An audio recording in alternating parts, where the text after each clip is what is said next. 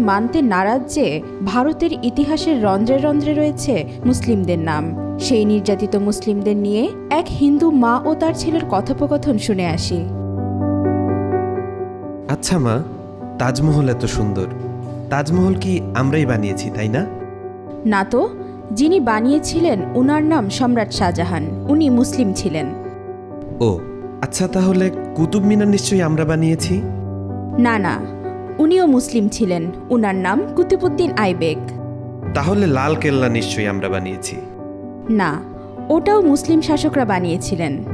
তাহলে পুরাতন কেল্লা আমরা বানিয়েছি? না, পুরাতন কেল্লাও মুসলিমরা বানিয়েছে। তাহলে চারমিনার নিশ্চয়ই আমরা বানিয়েছি? না, চারমিনারও মুসলিম শাসকরা বানিয়েছে।